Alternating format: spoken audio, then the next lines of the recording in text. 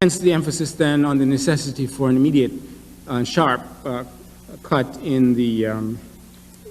amount of outstanding debt. I think that in the light of the position that I'm presenting here, this recommendation must be seen to be noteworthy for the fact that it comes out on the side of the collective interest of the banks, as distinct from their individual, greedy, short-run profit maximization interest,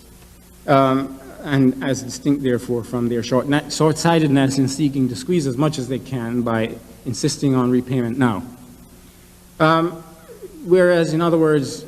the tendency is to view this position as being on the side of the angels, namely the debtor countries. I'm saying that it is really a position that is dramatically geared to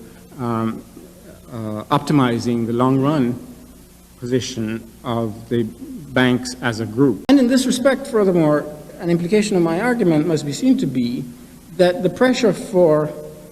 debt relief or debt reduction plays very much into the hands of the banks, because it is that pressure which generates pressure on the part of the Treasury and on the part of the international institutions like the IMF and the World Bank to come to the rescue of the banks by offering to give them to give to the commercial banks with one hand what they take from the taxpayers in the other hand.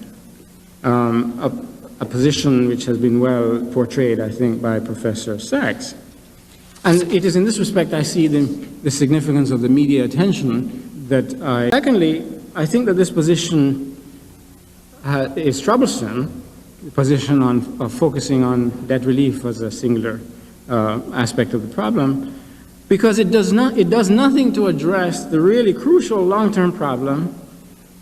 that the world economy faces in the context of the debt crisis, and a problem which is very sharply revealed by going back into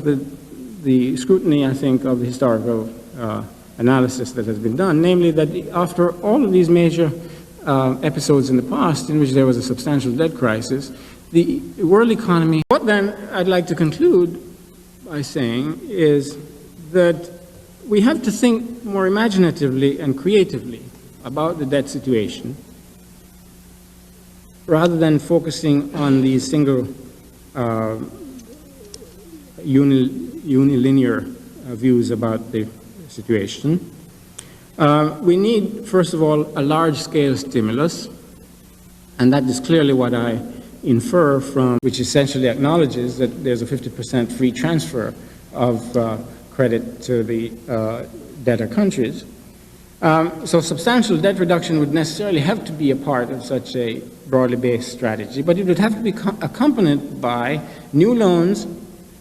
and grants as well on a much larger scale. Whatever the case, I think that this kind of broad-based strategy is bound to be far more effective in reversing the devastating slide that Professor Sachs has so dramatically and lucidly portrayed that has occurred in these debtor countries in terms of their living standards, poverty, and the rise in infant mortality and so on, changed and altered in order to accommodate the needs of third world countries. I'll pause at that point and allow for discussions.